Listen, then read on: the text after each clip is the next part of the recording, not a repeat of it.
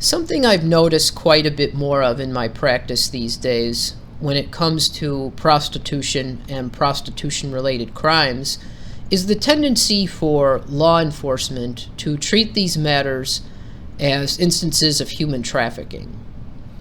Now, this approach is not entirely new. Illinois has been taking this approach for about a decade now. In fact, I wrote an article about this. You can check it out on my website if you'd like. But essentially, the law sees prostitution as being almost synonymous with human trafficking. And the implications of this have been such that law enforcement tends to see those who are caught up on the sell side of prostitution, the prostitutes, who are mostly women, that is, the law tends to see them as more of victims than criminals. Now, prostitution is still technically illegal in Illinois, but for those who are charged with prostitution, the changes in the law have manifested themselves such that the penalties for prostitution have been diminished, and the ease with which a prostitute can have her records sealed and/or expunged have increased. Additionally, there are programs that are available to help those who've been victimized by human trafficking. Felony prostitution is no longer a thing in Illinois, whereas in the past, repeat offenders could be hit with a felony. That's since been changed. So we've taken a much less punitive approach to those who are caught up on the sell side of prostitution. On the buy side of prostitution, for those who are charged with solicitation and patronizing, mostly men, the law has changed such that we've taken a much more punitive approach. And the idea is that those men who seek out these services are predatory, and if they're not predatory, they're at a minimum increasing the demand for human trafficking, and thus the changes in the law in that area have manifested themselves such that the penalties have increased, and it's much more difficult now for those charged with those crimes to have their records sealed or expunged. Specifically, patronizing prostitution is now a felony in Illinois, and those who are convicted of soliciting prostitution are no longer able to have their records sealed. And this, of course, is done quite deliberately. The idea is to stigmatize those who engage in this activity and thus discourage this behavior. Now, these changes are both positive and negative.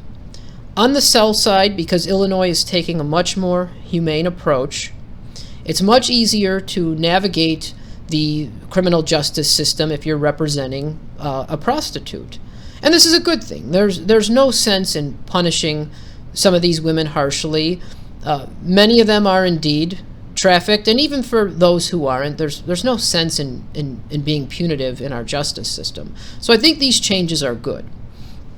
On the buy side, I do believe that we've become too punitive, too harsh, and quite frankly, this approach is counterproductive. Nevertheless, the law is what it is, and we have to adjust accordingly. If you're charged with one of these crimes, these are no longer treated as mere public order offenses. You're going to need good representation, and you're going to need to take this matter very seriously. Now, the news isn't all bad news.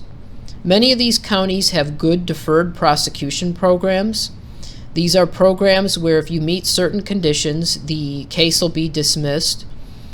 These programs often involve education.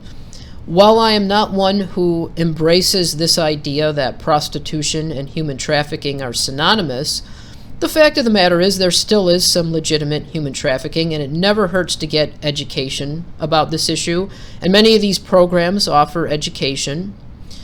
Some of these communities, in spite of the changes in the law that have been more punitive for those who are facing solicitation and patronizing charges, some of these communities still take more of a hands-off approach. And what I mean by that, in some of these communities, they won't charge you the way they would charge other crimes. In some communities, if you're hit with a solicitation charge, they'll treat it like an ordinance violation. They're not prosecuted by the state's attorney. You don't have to go to the county courthouse and step up in front of a judge. Essentially, you'll go to the village hall, you'll pay a fine, you'll plead liable as if you had committed a building violation or something along that line. So there are certainly options and strategies you can take advantage of to lessen the seriousness of the consequences you're facing when charged with one of these crimes. My office handles matters both on the sell side and on the buy side. We'd be happy to assist. My information is on the website. If you're caught up in one of these matters, give us a call. We'd be happy to help. Thank you.